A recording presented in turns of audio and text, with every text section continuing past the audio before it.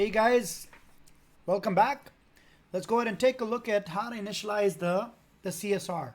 So in terms of the CSR, it is a Cisco Edge device. It's again a virtualized device.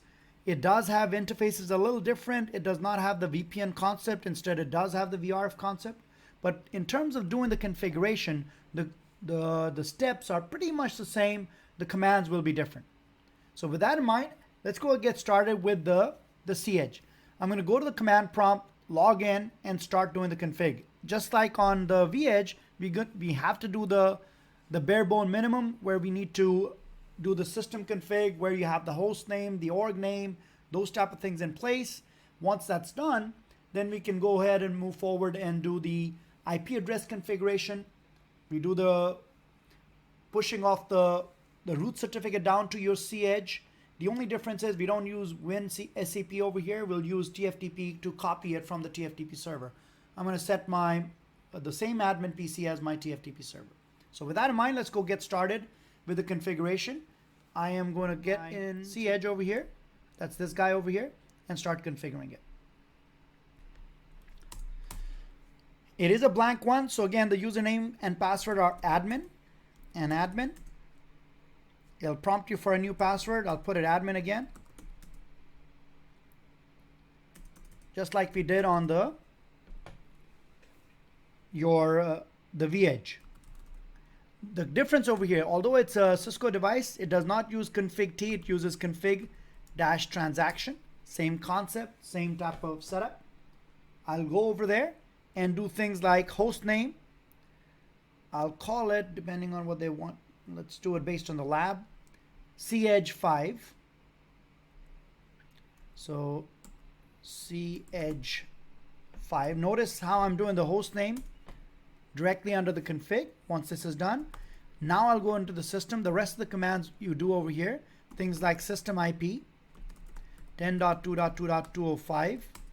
Site, we'll call it 5. vBond address, it still is the same. Organization name, all these SD-WAN type of characteristics still the same over here.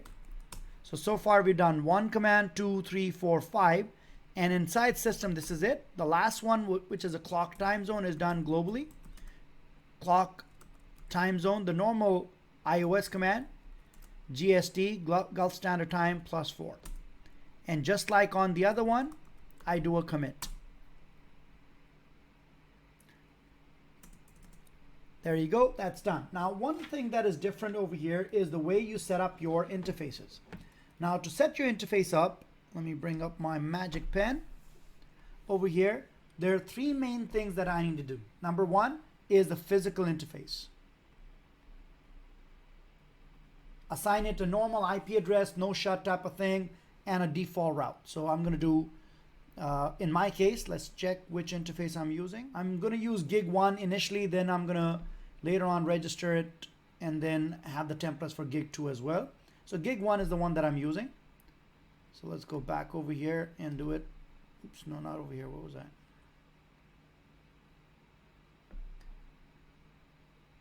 Physical, where was I when I was doing this?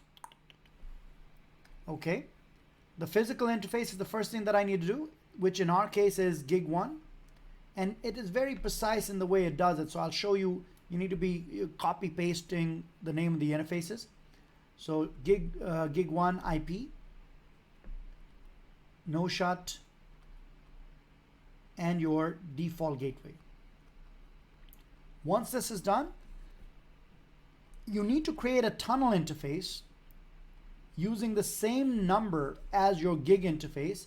And in there, you're going to tell it to use the physical interface to start or initiate the tunnel. But this tunnel is an SD-WAN interface. That's how you link up SD-WAN characteristics to the physical interface. So it gets all the tunnel encapsulation, OMP, all those type of characteristics over here. Number 3, the tunnel protocol configurations that you have, the SD-WAN configurations, you do it under a sub-config mode called SD-WAN. Those are 3 things that I need to do for the interface, which are completely different from vEdge. So how do I do that? What are the 3 things that I need to do? Let's take a look at that. Oh, this is where it was. this is where I was at. So the first thing that I will do is do show IP interface brief. The reason I'm doing this command over here, show IP interface brief, need to do it over here. I need to get this exactly right. No gig one type of thing will work. So config dash transaction again. Go into the interface, gig one. I'll do a no shut and IP address. My IP address over here is going to be 192.168.105 dot, let's say 5. 192.168.105.5 and a normal iOS based router. So that sets up my interface. Once this is done, I'll do a default gateway over here, just like I do on a router. 105.254, which is going to be my MPLS device, the PE device at the MPLS side. Once the interface is done, I'll create my tunnel interface. Again, very specific the way it does that. Tunnel 1 like that. The 1 number over here matches the gig 1 interface over here. Done? So once I go inside the tunnel, again, no shut. In there, I'm going to map it over to the IP unnumbered address of gig 1. This is where this comes in, where I need to specify it exactly like that. Tunnel source, again, will be gig 1. And the tunnel mode, which is the type of tunnel it's going to be creating, is the SD-WAN. Once this is done, now that I've done that, I need to do those commands that I would do under the VPN 0 interface command, the tunnel properties. That is done by going into this subconfig mode called SD-WAN.